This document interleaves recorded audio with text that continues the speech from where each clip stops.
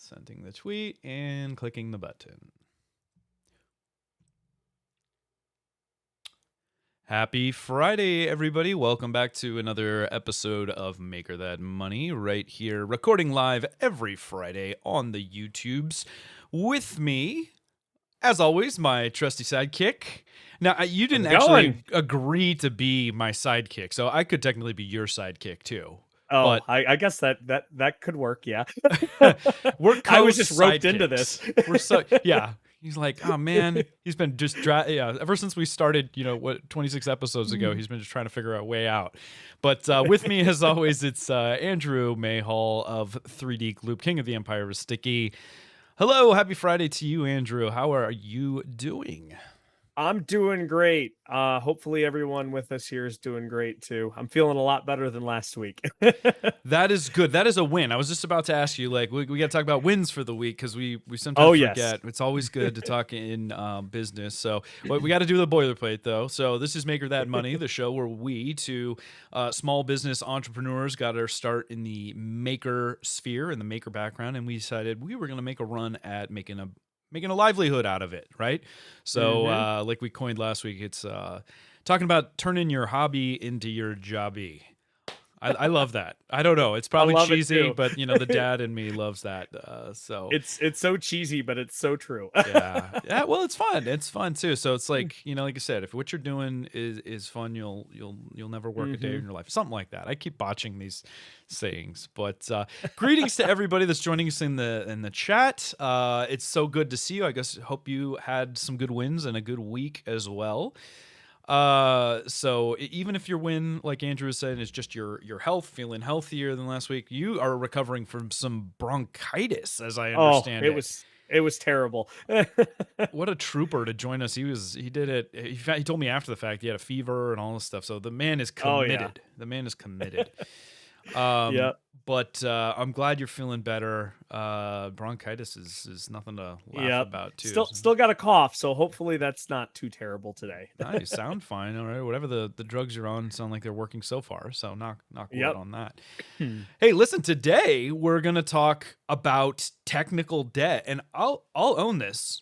I hadn't heard that term until you and I talked about topics this week. And you were a software developer, right? Web developer? I guess never it heard just the term technical debt. Never heard it laid out that way. I mean, all right. It's just one of those things, never stop learning. I mean, once we started talking about what the concept, and we'll get into that in a second, I'm like, oh yeah, sure, that makes total sense. I've just never heard it phrased that way. So sure. Everybody in the chat, be honest with me first before we even tell you what it is. Who has heard the term technical debt before? There's an informal survey, okay? And show of hands. Have you heard of it? Tell me what you think it is, and then we're gonna talk about it and why it's important to understand and what its impacts on your business are.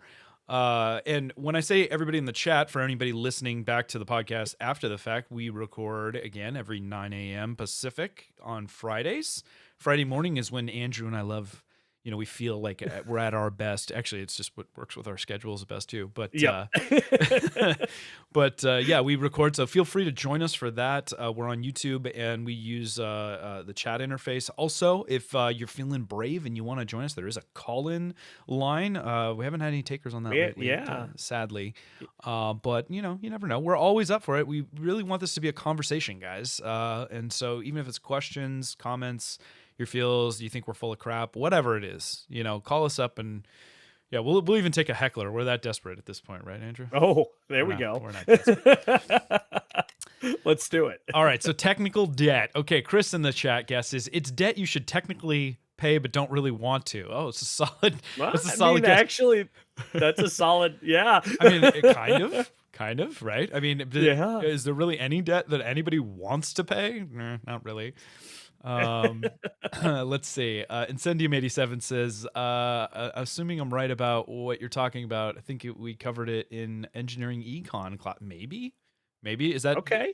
Do you think you would talk about that in engineering econ? It does seem like I remember covering this very heavily in engineering classes. So okay. Mike, never let the machines win. What was the term? The term is technical debt. Not to be confused with just garden variety debt. Like, you don't want pay debt. Your credit card. Yeah. No, different from that. Different from that. All right. Well, people have had enough time to guess. Take it away, Andrew. Give us the definition of technical debt. What is technical debt? Yeah, so technical debt is essentially it's very analogous to the monetary debt, but it really is a depiction of work that needs to be done or finalized in technical nature. On maybe it's product development, maybe it's software, maybe it's even business. Right. It can actually cover a lot of areas, but it's essentially work that needs to be done or hasn't been done yet or needs to be finalized. It's simple as that. Yeah. Now the difference between the technical debt, or the debt, I should say, and monetary debt, of when we're comparing these two, is that doing the work on the technical side often doesn't really generate anything new.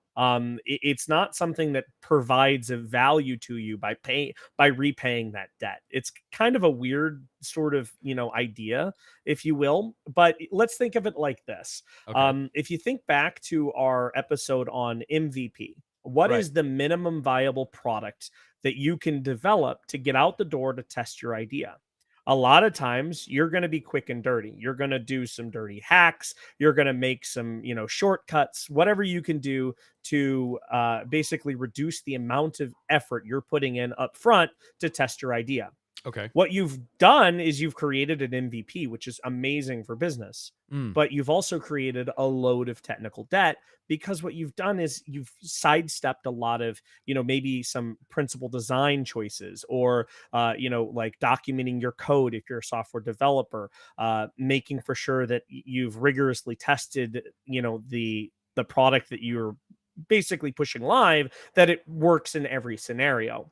Okay. You just wanted to get something out the door and test it and see. Yeah. But what you've left behind is a bunch of work that you need to go back and rework to actually finalize. Does that make sense? Oh, it completely makes sense. And programming is a fantastic example of that, because I mean, like, code is just rife with like comments that are just like, we'll address this later, right? It's Yep. and makers, I'm sure, can very much relate to that. It's like the thing that Hmm. we're making oftentimes, there's probably a dozen things that we really would love to be able to do, but we're trying to get it done for a trade show or whatever it might be, Exactly. whatever the excuse Hmm. might be.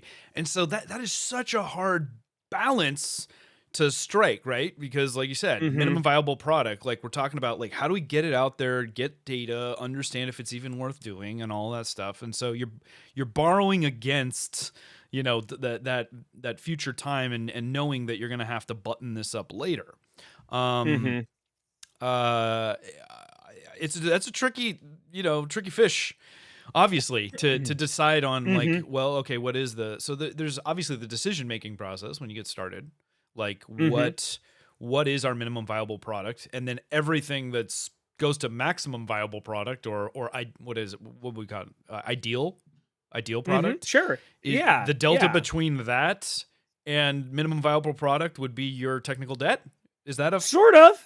Sort of. I mean, it's so let's take a step back and actually break down what technical debt often is. So most of the time, technical debt is really largely used in software development. okay? Again, perhaps it's that dirty or quick hack that you're doing. It's an imperfect implementation. Maybe it's a feature that's left unfinished, or it's not fully finished. And you can also think of this as bugs. Like, in software, it's buggy. It has these weird issues. You Uh-huh. can't explain exactly why it's doing this. Yeah, kind of what you were saying. You have your MVP, and then you have your finalized commercialized product. There's a gap in between there. So getting up to that finalized product, you can still deliver a final product and have loads of technical debt in the background. Right. But it's the process of making for sure that you're constantly maintaining the technical debt. That really means that you're operating in an efficient manner, and that you're not basically headed for a brick wall that you don't see, because technical debt can also be seen as entropy. And for Oh, those there's that E science word. nerds out there, entropy is chaos. The world tends Um, toward chaos, and boy, does it, right? I mean, come on. exactly, Yeah. exactly. So basically, unaddressed or unknown technical debt increases your design or your product's entropy. So it makes the cost of developing it further even more expensive, maybe sometimes not even, to your knowledge. So Okay. think of it like taking that MVP to your finalized product, and at the time that you're doing it, you find from customer feedback you really want to implement some sort of feature. I know that you've iterated your rep boxes over time, and I know that at one point, Sure. uh, when I was out there, you were showing me some of the original designs of your rep box, how it had two essentially hinge mechanisms, I'm like, right? listeners, I'm like hiding my head in shame. I mean, like, it did. I mean, there was some interesting design choices, and obviously there were reasons, but yes, Sure. yes. But I look back on Yeah. it, and I'm like, man, that thing feels so clunky. Yeah, Well, so you were developing that product, and you wanted to eventually add the feature where you could seal the rep box to prevent some moisture ingress. seal. Yes, And okay, sure. seal Yeah, in parentheses there, right? yeah. Well, as So best as one can, and still be able to print from it. That's always the challenge, right? But anyway, yeah, digress. exactly. So you, throughout the process of iterating, determined that one of these really cool features that you would like to have is a sealing rep box of some sort. And it was you were investing energy and time and effort into designing this, keeping this double hinge mechanism. And then what you realize is you're like, wait, that's not really possible, Yeah, right? yeah. Well, and And it started as an aesthetic choice, right? Because we weren't really sure. thinking about sealing. It was more like, oh, this would kind of be cool. It opens up and Hmm. and then ultimately we realized like it was going to take way too much work and engineering to try to get a decent seal on that. So, Sure. yeah. Yeah, so this is an example where you didn't actually, and not a hit against you, but you didn't have the priorities or the objectives outlined in the beginning of what you wanted your product to be. Right. And so you stumbled into essentially what would be technical debt, that you created Mm. this product that you really didn't have these overall objectives designed to a point where you could release a finalized product in the end. Mm. You were just kind of figuring your way out each step of the way. Yeah, And what you eventually realized is you're like, I have to rework this system. I have to address this technical debt, this sure. this debt that I had invested into that isn't going to work anymore. And I have to repay it by redesigning the system to get the accomplished goal that now I'm shooting for. Does Well, that make not, sense? it does, but that's kind of an interesting thing because I mean, one of the we talk about, the advantages of a lot of Hmm. the tool sets we use being continuous improvement and stuff. And so I don't know that I look at it as it was an incomplete product. I think that we Sure. chose to pivot in that case. So is that still technically technical debt if we I think that happens. You what Hmm. you originally set out to do, maybe the challenge or the what the product is may evolve over time as you collect feedback on Sure. it and stuff like that. So Sure. that you would still Yeah. consider Well, that technical debt though. yeah, it becomes technical debt when you realize that you want to change your direction, and now this is a piece of technology or a piece of the design that you have to go back and rework because of this change. Okay. Now, do you go back and rework it immediately, or do you continue to live with it and you fix and work on, developing it to try and get there? And so what I was trying to allude to is I know that you had spent some time trying to make the double hinge mechanism sealing, Yeah. Yeah. to some extent. Probably too And much time. so Yeah. that's where the technical debt lied, was Right. you were trying to make this mechanism capable of sealing when it was basically a hack on a hack on a hack. I'm not trying to be so rude saying your product design Oh no, sucks. we're It's gonna pick just on you in a second with my question, but exactly. but that's fine. Hmm. No, I don't feel. Yeah. I think that's great. I think it's a good real world example. Hmm. Sure. Yeah, so this is where you've invested in this product and realize, oh hey, now I've got to go back. I've got to address the technical debt.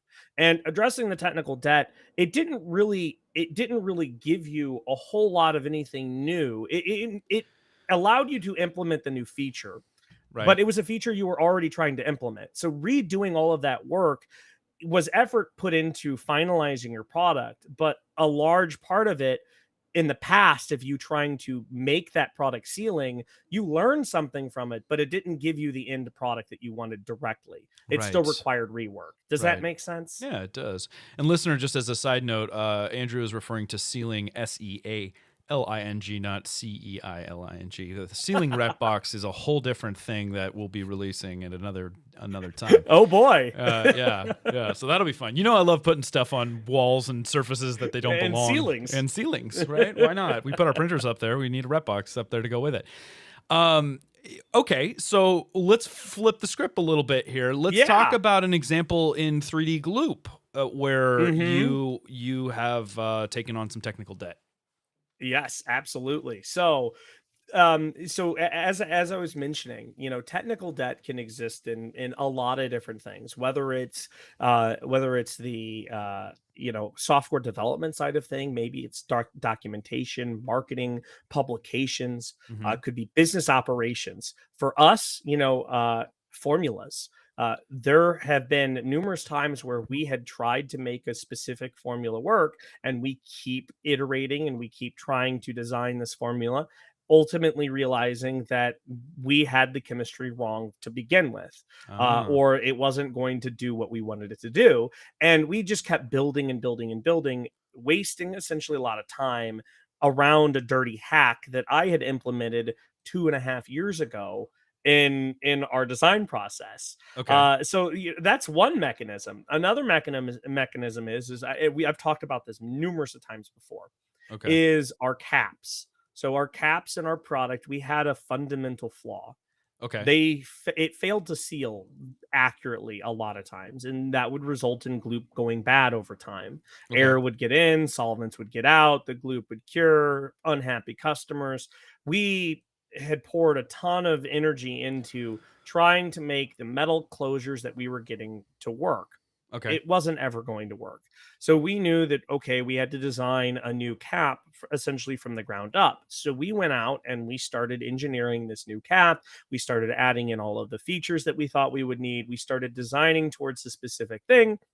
And along the way, during the design process, being a mechanical engineer, and we I was really making these design choices in the software program that I use, SolidWorks, right, and I made it to where changing the design slightly once we got it to the injection molding mm-hmm. was very difficult.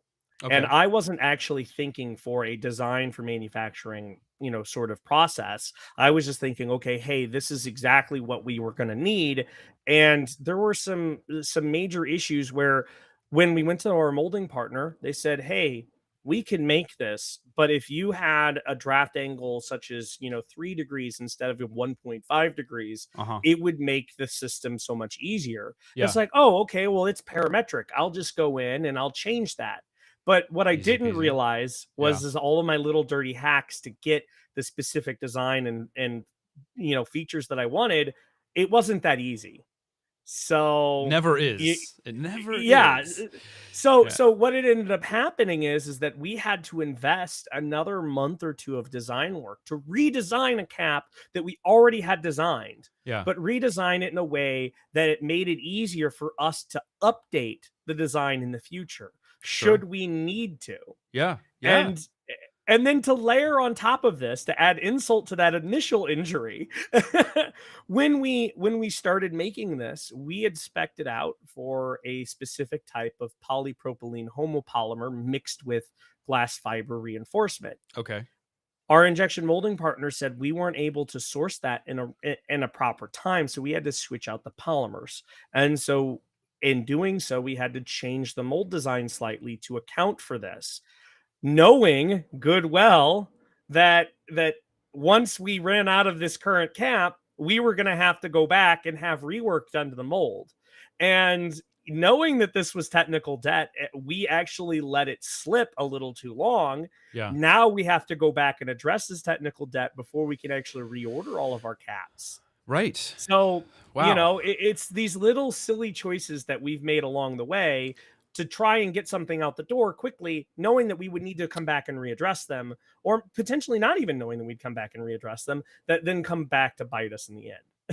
So, I mean, I think this is fascinating conversation. I hope this is interesting to you guys in the sense that you're getting to see behind the curtain of like all the little minutia that most people, when they're thinking about starting a business, aren't really like, wait, how much time did you spend just working on the cap design? So when you add up all those little things, right? Packaging and, we're not even just talking about the product manufacturing. I mean, it's not to scare anybody away, but only people that I feel like have walked the path can really look at, even simple products and just be like, oh my gosh, I completely understand how much work has gone into that. So that's an interesting story, and thank you for sharing it. I don't know that there's any complete avoiding of it. And well, that's I'm going to hold that question because I think that's an interesting point. I want to say like, are there ever times where it's not worth taking on the technical debt? Because we have a couple questions and comments in the chat that I want to hit. Hack Monkey has a great comment. He says the downside of MVP, minimum viable product, which we've talked about before, is guaranteed technical debt down the road. Would you agree with that?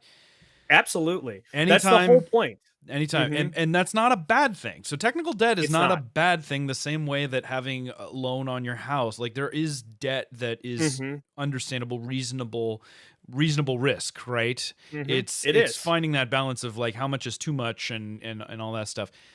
Steve McCullough, Steven, he asks, do planned features count as technical debt? So that's a really good question. Yeah. And the argument would say is technically no. It doesn't count as technical debt if you have this plan laid out. This is just it's a roadmap. It's an implementation of those features. Okay. If you have that going into your initial design, where you can lay out all of your objectives and this is where you're going to go, you can build whatever product, whatever system, whatever code base, you can architect it in such a way that you are going to include those features down the road. Right. The issue becomes is when you start making decisions to get to that planned feature quicker as like an MVP, and you realize like, oh, I'm going to implement this dirty hack. Maybe it's a website and you want, a pop-up to come up. So you implement it out of some just janky CSS and JavaScript, that'll work. Maybe it's, again, seen. Like trying, it's in SolidWorks where instead of documenting every feature and call out and making your design perfectly parametric, you just plug in some dimensional values and say, oh, I can change this dimension later on, when in reality, when you go back to do it, it breaks other features down the road. Right. So that's where technical debt lies. Most of the time, it's something you don't even see coming. Yeah. And so you have to be mindful of every step of the way, what you're doing to create the technical debt, because ultimately you're going to have to go back and solve that.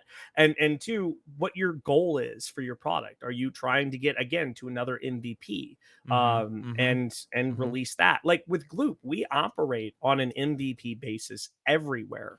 So we are constantly iterating formulas, constantly tweaking formulas. We tweak it internally in our lab and we get it to a minimum viable to our acceptable standard and we release it. Yeah. And then, we are taking steps along the way, understanding that there might be things that we need to go back and do. So such as updating our reaction, procedures, our documentation, like how we run the reactions, updating our safety data sheets, updating, specific, documentation on our website. This is all technically technical debt, especially if we've changed things down the road and we haven't gone back and done rework. Interesting. You follow? Yeah, no, I do. I can see, I love that question because it feels like a very subtle difference. And I'm trying to think of how to distill it down because, ideally you want to try to forecast, roadmap, plan out ahead of time, implement. And so work in progress, from what you're saying, is not technically it's more technical debt is more about blind spots, like things that you're putting it out there because you want to get it out there. I mean, is it like almost like real-time beta testing? Is there a Sure.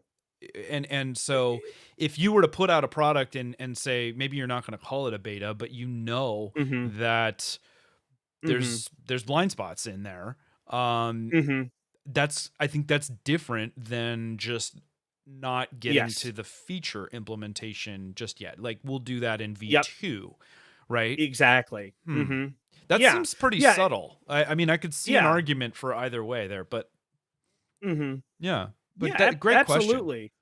Great Yeah. question. So the big takeaway here is that technical debt is not necessarily, and you alluded to this earlier, it's not a bad thing. Again, it's required to move projects forward, getting to that MVP, getting it so that you can release your product.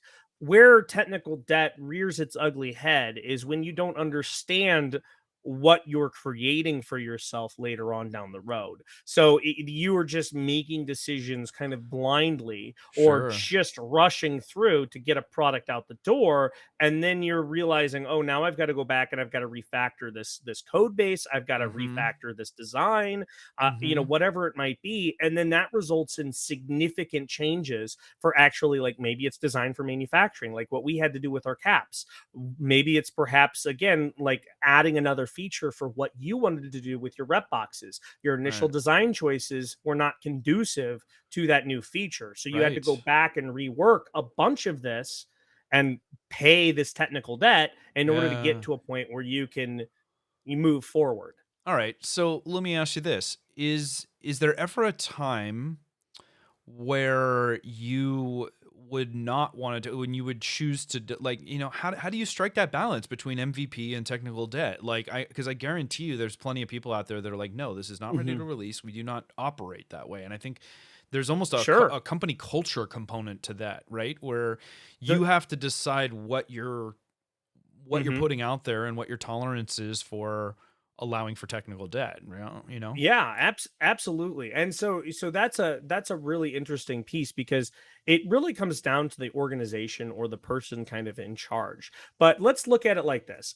Executing to a model with no technical debt is ideally amazing because think of it like living your life without financial debt. I would love to live my life without, Sure. any sort of debt. I'm sure a lot of people would. But what we come to realize is that being able to do the things that we want to do, Yeah. it's not very conducive to that. So we as people will like to take on some debt to our risk appetite Yep. that we could then, kind of be able to do the things that we want to do. So with a bootstrap business model, uh, trying to build out a bootstrap business like what we did here with Gloop without using any funding, any sort of loans or lines of credit, it was really hard. We ended up having to use lines of credit or credit cards or whatever to get things off the ground Sure, because we sure. wanted to build out. We initially started like, how could we build out this product to such a way that it's going to solve all of these needs, and we realized that's not possible. Mm, But what we can do is we can take off pieces and we can say, we want to be here. We are right, right now here. right. So, let's figure out like, what we could do to get this product launched. How can we, basically make for sure that in the future we don't have to go back and rework a bunch of stuff, but we will take a hit on some of this technical debt, realizing that yes, inevitably we're going to have to go back and redo some of this. So Hmm. it's a weird balancing act, and the frustrating part is that there's no exact answer. It's Yeah, really dependent on the product yeah. Or or and the like I the, said, the solution. and your Hmm. appetite for it, like, because it's I don't think it's fair to say it's impossible, but when you talk about you're Sure. right. I think that that's a very common choice from a bootstrap thing. That if your alternative is, well, no, we have the plan, we go out, we seek proper funding, and we give ourselves enough runway to have the time to do the development and all that stuff too, which is nothing wrong with that. Hmm. Just a completely different way about it. It's interesting because we talk about the risks involved, and I've had conversations with you and other people on my team Hmm. in the past about how we have this tendency to want to like punch above our weight to some extent, right? Where it's like we can see Mm-hmm. what a lot of these other companies are doing that have more budget, have funding for stuff, and so we're borrowing against our we in order to compete, in order to be out there. A lot of times we take on that technical debt, we take on real debt oftentimes, and we Mm-hmm. take on technical debt as well as a means to be out there quicker and compete. Mm-hmm.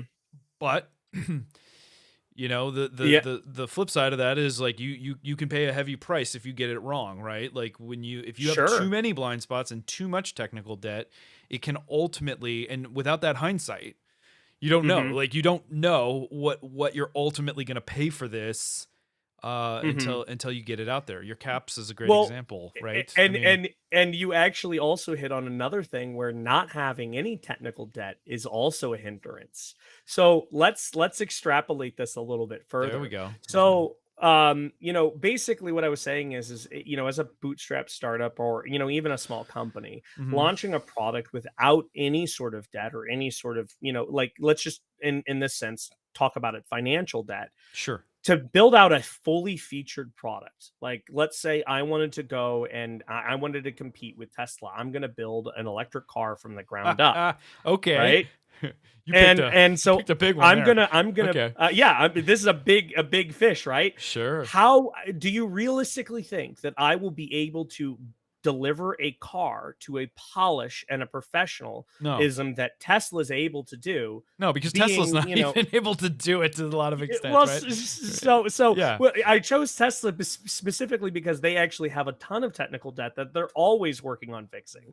You know, That's a fantastic point. They're a great example. So for those that aren't aware, if you want to read up on Tesla history and stuff like that, but obviously there's any number of things when a new hmm model has been released where just stuff like paint finish is wrong, like alignment of body panels and stuff like that, and hmm it's they take on, and it's been said multiple times by Elon and other members of the team. It's like they've got that they're running it like a software company or like a tech hmm company, where it's like, well, we'll fix it later, we'll fix the code yep, later as we go, and that doesn't always work in the same way in the product world. But I mean, they are at the hmm it's hard to argue. Like, yes, people, when you're the customer and you're the bearing the brunt of it, it sucks. hmm But when you look at yeah, it from a 10,000-foot view, I'm like, it's hard to argue with the fact that they're doing it. So yep, it's exactly. easy for us to Monday morning quarterback and criticize. Yeah. So um so for us, like let's say my new company, right, is going to try and compete, and we're going to spend all of this R&D dollars, all of this effort into building out something so that we can deliver a car to the fit, the finish, and the polish that's what's expected by this other premium customer, yeah, that's used to purchasing a Tesla. The sure. cost and the effort would be astronomical, especially if I'm going to do it in such a way where I am not going to have any sort of financial debt. Period. Right. Yeah, I'm using financial debt here because I'm trying to make a more point that relatable. Yeah, okay. yeah, it's more relatable. Yeah, So, the cost would just be astronomical. Whereas if I said, okay, well, maybe I start, taking out, maybe I can either A, reduce what I'm going to deliver to okay. reduce that financial cost. So maybe it's not a Tesla. Maybe I'm gonna go after, let's say, a nicer like maybe a Lexus or a Cadillac, something where it's a still a Cadillac. premium brand, Yeah, yeah, yeah. but like it might not be as a high a high tier high cost item as a Tesla fully kitted out. And I can keep knocking this down, and I can go all the way down to, let's say, like a Ford Escort or something of that nature, Mm-hmm. where Mm-hmm. I'm just going to deliver something and then I'm going to work my way back up to Sure. reduce that cost. So in the term of technical debt, if I'm going to develop a product where I'm going to have zero technical debt, I'm going to spend a ton of time figuring out all of the documentation, all of the things where it doesn't work, all of the quality control, and I'm not going to be able to really ship a product until then. And basically, I'm trying to create essentially this creeping elegance, because as a part of this, I'm going to find areas where I don't like this, or I like that hey, there's term. some technical debt here, so I'm going to have to fix this, and this scope eventually creeps. Mm-hmm. So once I finally come to the ability to launch the product, I've now missed opportunities for potential revenue streams of launching a product previously that maybe wasn't up to this zero technical debt standard, but Yeah. was still perfectly sufficient for shipping.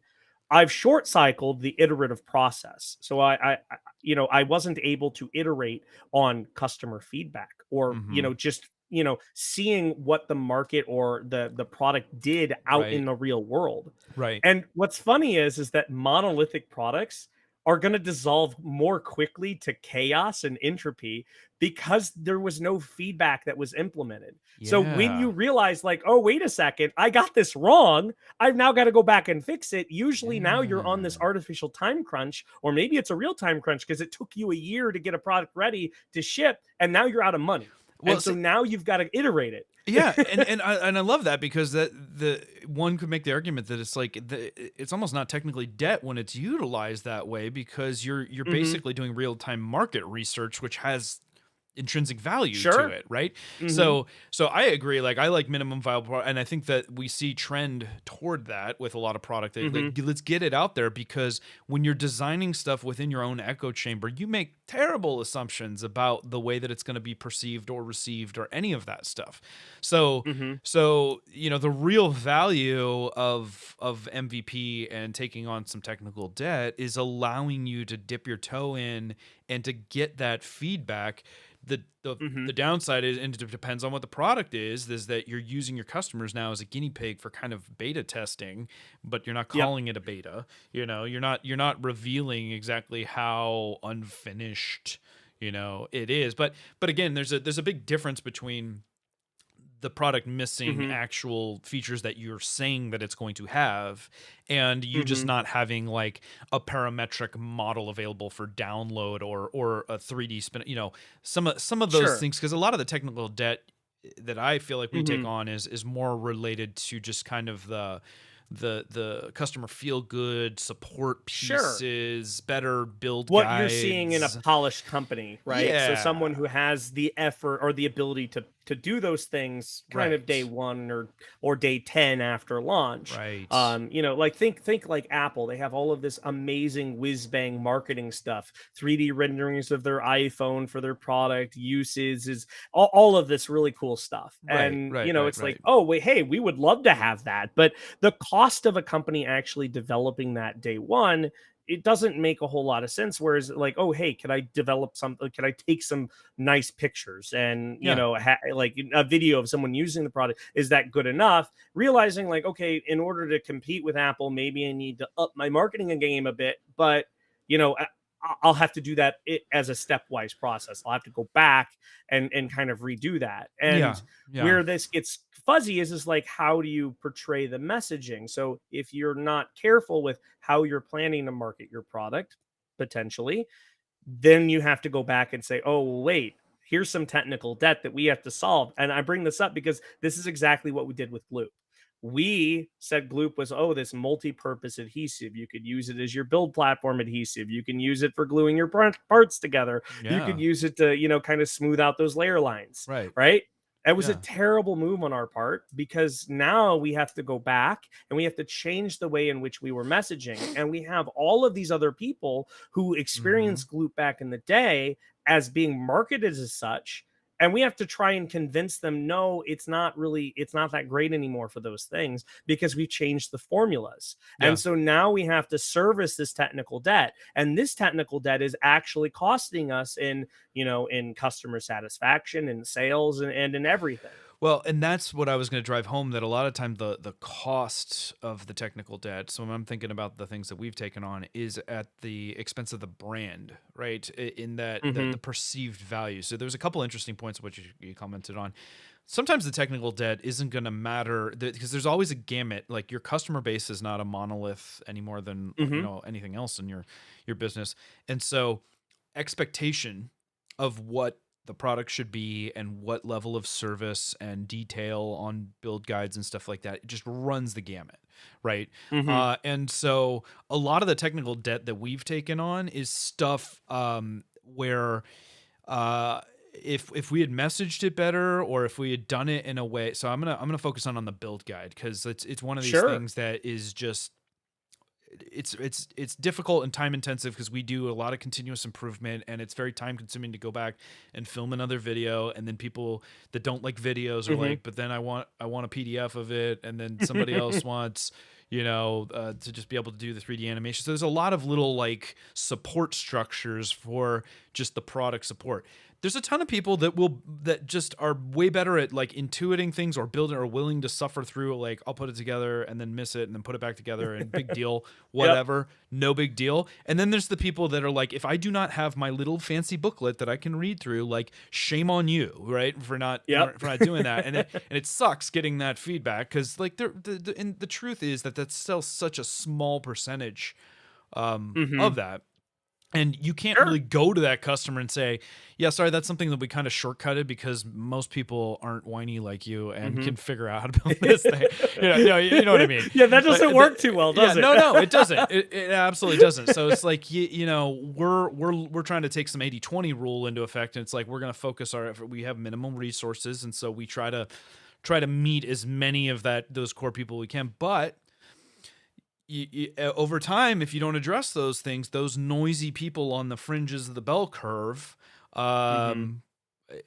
typically on the detrimental side, are gonna constantly be out there complaining on forums and all that stuff, and then they're going to start to set a tone. They're going to leave a bad review somewhere. They're going to start to set this tone that's going to actually damage your sales and marketing efforts, right? Because it's going to create a public perception that may not be being offset by the positive side of things. So absolutely, yeah, that's a really tough circle to square in figuring out like when it's reasonable and when you should have to go back to it, because it's always the last thing that we go back to. I don't know. What do you guys think? In the chat, let us know what your feels are. What do you as a customer expectation, like how much? I think we get a lot as a small business. When you frame yourself that way, you get a lot of grace from people. Not always, not always, but you only get it for so long. Because you can only claim, like, oh, we're small, we're tiny, and I'll say, no, it's not gonna fly. Absolutely. What a really fascinating topic. I mean, it's just got my wheels turning in terms of like, okay, what debt have we taken on? What are these things that we need to button up? It's kind of crazy because when you actually start thinking about all of the things that you do as a maker who's turning their hobby into a business, there's a ton of technical debt that you're creating as a part of that process. Just the simple aspect of making for sure you get your proper paperwork filed, like your LLCs, your tax documentation. When you start hiring your first employee, employment contracts, non-disclosure agreements, while they might not necessarily be required, it's those nice to have things as terms of a well-running business that you're hopefully building. Eventually you're going to have safety procedures. You're going to have these things where you need to make for sure your employees are protected.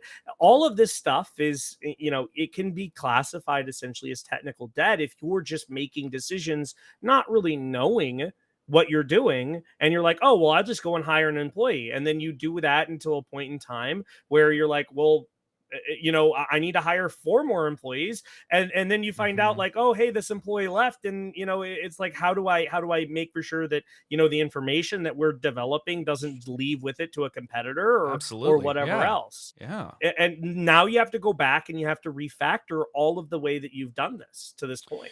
You brought up an interesting kind of technical debt that can be particularly dangerous when it comes to a lot of the stuff that we as makers just hate with a fire of 1,000 suns.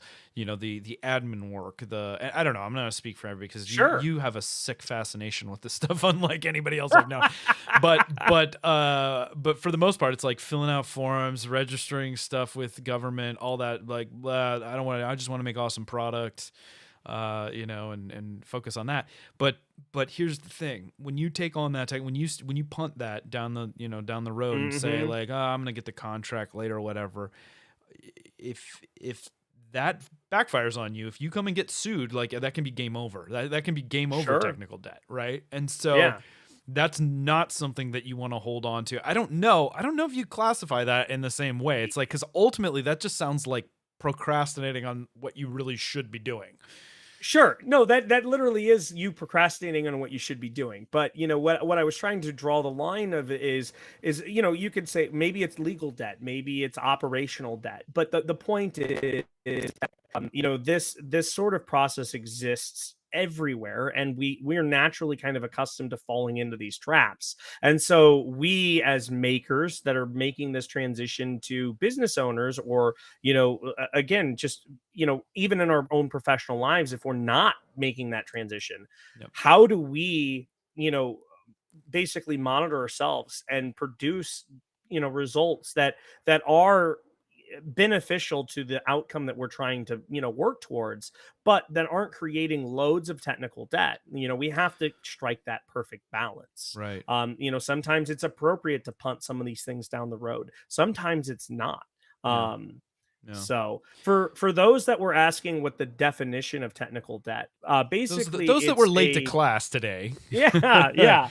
So Yeah. basically, it's Review. a term that describes what results in what a person or whatever development team, product developers, the actions that they're taking to expedite a delivery or expedite a product launch, or expedite just getting something done, knowing that they'll have to go back and kind of refactor this. And Right. sometimes you have unknown technical debt. So maybe you are making decisions right now that you can't forecast what they're going to look like later on, where you're Sure. going to have to go back and you're going to have to refactor something, whether it's again code, whether it's a product design, a parametric design, business operations procedures, so whatever it might be. Yeah.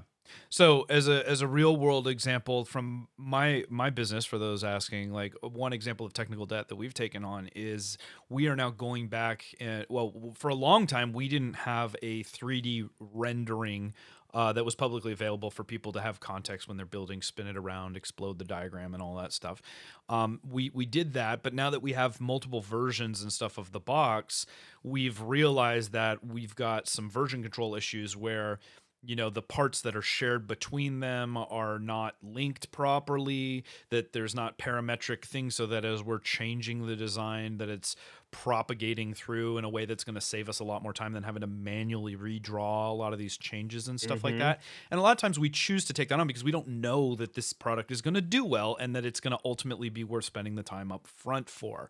So as we Sure. layer on new versions now, we've optimized our workflow and our CAD modeling so that we can very easily just say swap out side panels or change the color of the bracketry or whatever, and we're not having to rebuild a new CAD model for every version of the thing we've done. It makes a lot of sense now because it makes our life a lot easier at the scale we're at. When we were first Hmm. starting, it'd have been a waste of time. Did make sense. Yeah, Yeah. exactly. And that's it. That is perfect, because you have to balance, like, is this going to give me something in return, or is it just a nice to have sort of thing? This isn't a perfect analogy, but I kind of like it. Think of like this, where you're going to go and buy a car, for example, and you're going to buy it on a loan. Making the loan payments on your car doesn't give you a new car. You've already got the car, right? The utility is already there. Paying it off protects you from it being repossessed and it ruining your credit score. But once it's paid off, the car is still the exact same thing that you had already, right? You Mm-hmm. don't get anything new for paying it off. I mean, I guess you get the title and you're like, oh, hey, like, I own this car. But at the end of the day, you've already had the car. Okay. So, pay, like, putting effort into solving all of your technical debt sometimes doesn't pay you to actually do it. It makes more sense to just keep moving forward and servicing the debt a little bit each time. Like, okay, hey, I'm planning on making these changes. What do I need to do? How do I monitor what I've done in the past? For Mm. example, like with your rep boxes, having to redesign each model, when you make a new revision control. At the time when you were doing this, that made sense. Yeah. But now, once you're starting to reach a finality, a commercially viable product, it makes more sense to have spend a little bit more time in developing or building out your production tools so that when you start making small changes, you don't have to go back and reinvent the wheel every single time. Yeah. Um, Yeah. so yeah, it's really interesting. Good question from Chris in the chat. He asked, what are some good ways to minimize technical debt in the iteration process? You got some thoughts on that? Yeah, so typically, when I'm doing something where I'm designing either a formula or maybe a specific CAD model, I will think to myself, what is the end goal? I will try and spend some time to figure out its overall objectives, define exactly what I Right. want, Right. because that right there lays the framework, the biggest piece. If it's going to be like, let's say for instance, I'm designing a replacement part for a lawnmower or whatever, Yeah. because I had to 3D print a part recently for Mm-hmm. mine. I could have spent all of the time making my model super parametric, doing all reference geometry, making for sure I document every specific piece, or I could have just quickly drawn it up in CAD and then hit print. Right. Right. Those two things, I could have spent a lot more time on the first version, making it perfectly parametric and everything else, basically perfecting it so that I wouldn't have a whole lot of technical debt if I needed to change something. Or I could have just drawn it up, sent it to the printer, printed it, realized, hey, if it didn't fit, I can change it a little bit, tweak it or here. So that's where figuring out the objectives at first make the most sense. So is this a product you're going to be launching and is it going to last for a long period of time? Maybe it makes more sense to put a little bit more effort in thinking through all of the various features that you're going to have, all of the various avenues and potential ways that it could break, or might need to take things and just kind of work from there. Quick show note for you guys. We've been throwing out that term parametric design a lot today, and for anybody that might not know what that is, because there was a time when I didn't, and I don't want to assume that you guys all do. It's actually a really neat implementation in CAD and other software a lot of the time that allows you to basically make very quick modifications by defining variables within your design that allow you to go in and say change a length. So most basic example, if you have a rectangle and it's currently 5 inches by 10 inches, instead of going in there and physically dragging the size of the rectangle to scale it to when you change it, because you decided it needed to be 6 by 10, you would go in and in software do 6 inch. You would go type in like this length, length 1 is going to be 6 and length 2 is going to be 10. Apologies if that's rudimentary, but it's kind of a great example of something that adds a lot of value as you go back in and do a lot of continual improvement down the road. That's a very basic thing, but you can think of a model that's got thousands of parts and stuff like that, and lots of linkages. And so going in and changing that width. So if we decide to change our rep box width, we can just go and key a new width and it'll automatically update where the side panels are tacked onto the end, where the bracketry is, all that stuff. So that saves a ton of time in the iteration process. So that's why we're using it as a great example of technical debt in our particular applications. Hopefully that's a fair explanation of that process. A little bit of a digression from Chris's question. But yeah. And I'll echo you in that, we've said this, a million times, that the planning and just stopping for a second, sitting down and jotting down what are the design goals, what am I trying to do, who are my customers, really trying to say like what are the blind spots here, what am I missing, like what do because like you said, it's silly. We as makers a lot of the time are going to want to do all this whiz bang stuff, but when you stop and talk about your lawnmower example, you're like, wait, I only need one part and it's for me. I'm not selling this part. Like I don't need all that extra work. I don't want to spend the time to make it parametric because frankly, I'm never going to change this thing again. I just need to get this thing and if out. it breaks again, and I want to make it stiffer, like I could pull it back up. I can maybe like fumble through and like, oh, hey, maybe I just make it like this or whatever. It's not something that I need to put a whole lot of effort into. I have to balance what I'm getting versus what I'm giving. Yes. So one of the things that it was occurring to me about, I just lost my train of thought. We were talking about technical debt. We were talking about I know what it was. So I look at technical debt a lot of the time as like, if you're trying to identify ways, let's talk about it on the dollars and cents of your operating your business, right?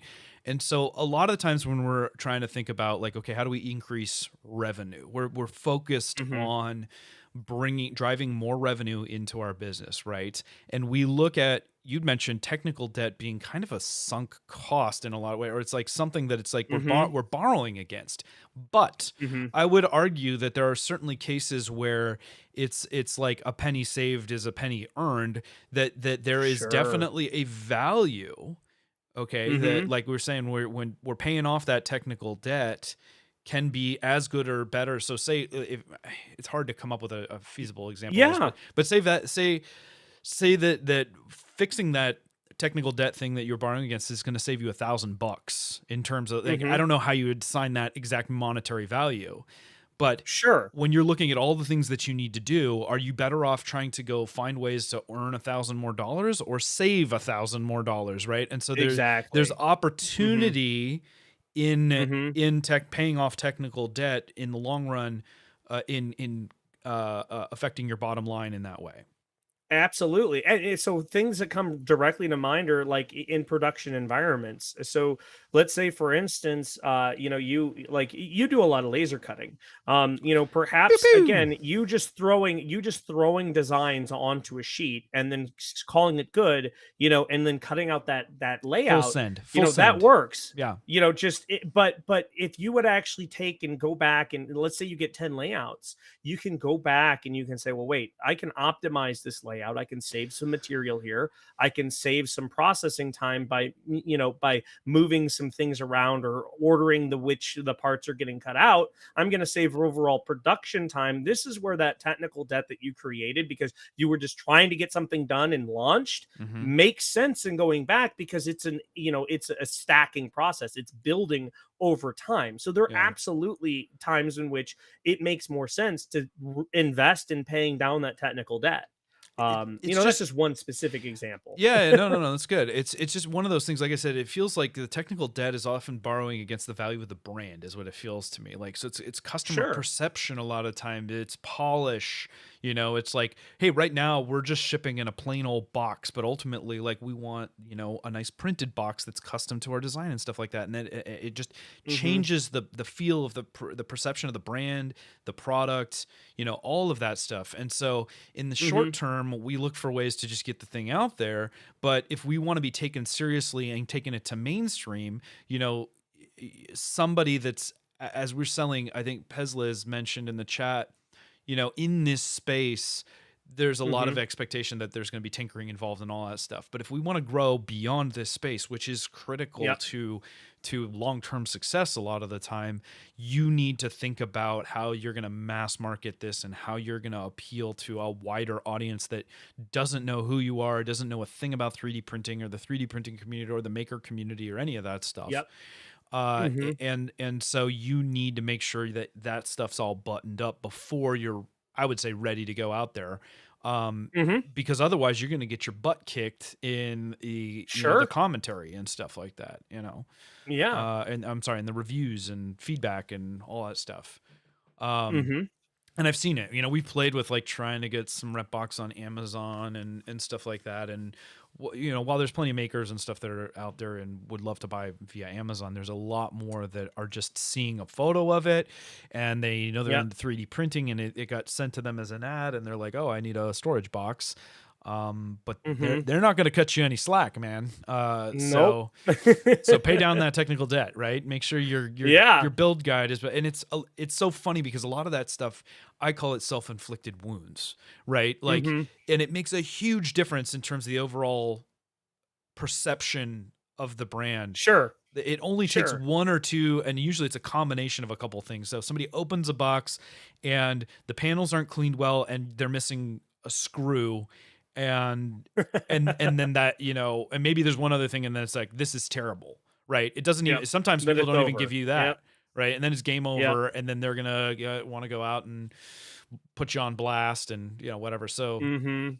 So that there's Yep. times where it depends on what arena you're playing in, too, Sure. I guess. Sure. I don't know. Yeah. Uh, well, we are closing in on the top of the hour. That's a solid 60 on Solid technical 60. debt, I would say. Is any, we'll just throw it out there. last call for questions, comments, and all that Let's stuff. get someone in on the hot seat. Come on. Yeah. We talk, but you know what? I think we need to, we need to take our own advice here and stuff, like as we start to try to push this more out into the Hmm. mainstream. Like everybody's like, well, I've called before and stuff like that. As we get more stuff out there, we need I think I don't know. I love driving the conversation. I want this to be an audio thing. That's why it's a podcast. And so it's like, I love that. I love that part of the Hmm. conversation. And I love that you guys are feeding us stuff from the chat too. But Hmm. we'll strike that good balance between having a guest, that third perception, because it changes the whole dynamic of the conversation when you got more voice in there, I think. Hmm. Also, we can hear Sure. your tone better and not feel like you're mad at us when you're yelling in all caps in the chat, right?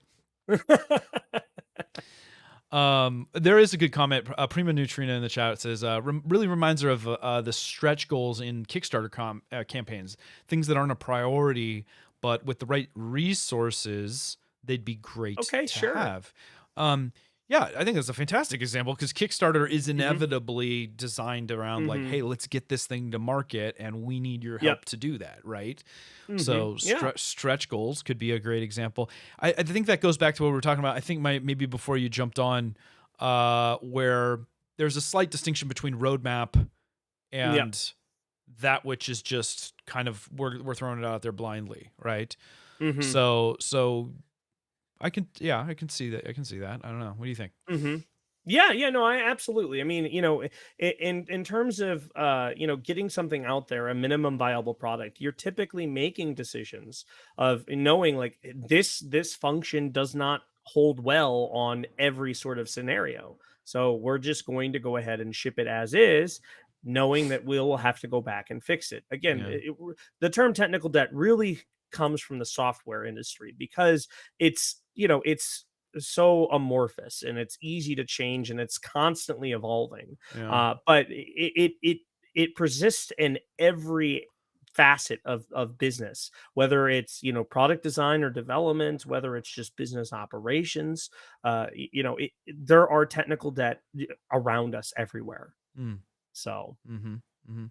Grant in the chat asks, when do you think is the best? It's best to start your second iterative process or next process in a product. So that's kind of a whole nother animal talking about like yes, continual yeah. improvement and when the right time. I mean, we Hmm. kind of dipped into that a little bit with shiny object syndrome episode. Hmm. I think you were with us for that, Grant, but it might be a good listen back on that. But just to kind of attack it again, Hmm. that's obviously depends on the customer, depends on the product. I don't know that that's an easy answer without Yeah, having more context of the maturity of the product and all that stuff. Now if sure. he's talking about second process, that Hmm. suggests like the first one was like, okay, we're just still early in the design process or in the product life cycle, I suppose. So I don't know, what Hmm. do you have any markers for that, or any kind of framework you work off of, or is it more of a gut feel for you? So again, what I look at is the overall scope or the overall objective of the initial project. So was it something that is going to be a long-lived thing? Is it something that it has to do, like it requires that second iterative process, or is the second iterative process a product of improper planning to begin with? That's Ah. where it comes down to. Hmm. Because I know Grant had actually mentioned something earlier as well, where he inherited technical debt, and this happens all the Oh, time. yeah, we didn't even talk about So that. no. So this happens all of the time where, someone is developing something, maybe you go out and you have it contracted. And then your contract, worker builds out this product and they build it out to such a way that it really won't hold up to scrutiny of being able to survive for a long term. You see this in web development all the time, I'm sure. Yep. Where again, dirty hacks are laid in just to get the project done and under budget or whatever. And then when the client gets it, they're handed basically a steaming pile of poop. Where it's like, okay, here Yeah. we've got to go and fix this, and they find someone else who inherits that technical debt, and they then have to go and fix what should have been done correctly the first time. Um, you know, I'm remembering back to my web dev days, and I would argue that if you want to trigger a any web developer out there, probably any software programmer in general, ask if you can review their code. You know, because it's just like we're all, I think we're all just like hacking it together the best that we can. And if there's one thing you hate, it's like having another coder look at your code and just like tear it apart and like, why didn't you do it this way? Why didn't you do that? Because half the time you're like, well, I didn't because I didn't have the time. And half the time it was like, oh, I didn't even think of that. That would have been better. You know, and then a lot of it was like, I was constantly like trying to learn new stuff as I went. So if I could get it to meet the design goals and go, that'd be fine. But like a lot of my code was just like an evolution of my learning, you know, throughout time, and you're afraid that it's going to expose this imposter syndrome, that you're not this proficient programmer. You know, I was really late to the object-oriented programming, you know, game, and that's a great example of, maybe, I don't know if you call that a parametric design equivalent, but sure. But in programming, it's a much more scalable model when you develop that way. But when you don't know it, it feels like you're doing a lot of extra work to create classes and objects and all these things, all these structures that you know might not be necessary for a simple procedural code kind of thing. So that's a I don't know, really gross oversimplification. There's a ton of abstractions in the software world that probably don't make a lot of sense to somebody that just doesn't have that experience. But there's a lot of amazing frameworks and tool sets that can be used that, like everything, you're built on the shoulders of giants. Like, I don't need to know how that library or function works. I just know that when I put in X input, there's a lot of black box stuff that happens in the world too. And so, you know, we cheat, we rob, you know, we steal, but in the end of the day, if it works, is it wrong? I don't know. I don't know. That's a discussion for a whole nother time. Yeah. Hack Monkey says, I don't even like reviewing my own old code. I've done the same thing, and I look back and I'm like, what the hell was I even thinking? That was ridiculous. Yeah, it's crazy.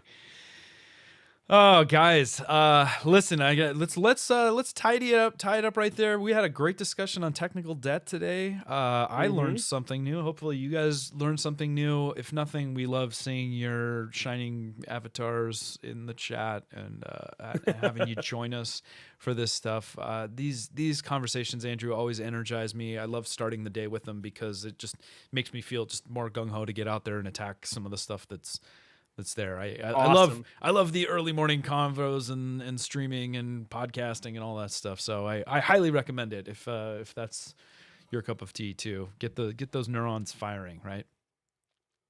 Yeah. Awesome. Well, listen, guys, thank you so much for joining us. As always. I got to do our CTAs because I suck at this part. So, what is it? Subscribe, like, share, tweet comment, at us, help us. You know, if you guys think what we're doing here is cool, you know, tell a friend, bring a friend next time, whatever. I mean, I've said it before, I'll say it again. We would do this even if nobody was listening. Just because it's just such a great way, especially as a small business owner, to, you know, just find some relatable stuff to have a conversation, find people that are like-minded. You know, I believe that's the real value of like makerspace and some of those, you know, things, the networking piece. It's, you know, yes, there's a lot of lone wolves that want to do making and developing their own and not deal with people. Yep. But, I don't know. I'm a big proponent of synergy and stuff. So anyway, thank you for joining us. Thank you for being supportive and feeding us stuff in the chat. And enjoy your weekend, everybody. We will catch you next Friday for another exciting episode of Maker That Money, streamed here live on the YouTubes, 9 a.m. Pacific every Friday. That is all. Until then, this is Pooch from Repkord and Andrew, other way. Andrew from 3D Gloop. Andrew, there we go, from 3D Gloop. Wherever I am. Signing off. Bye-bye, everybody.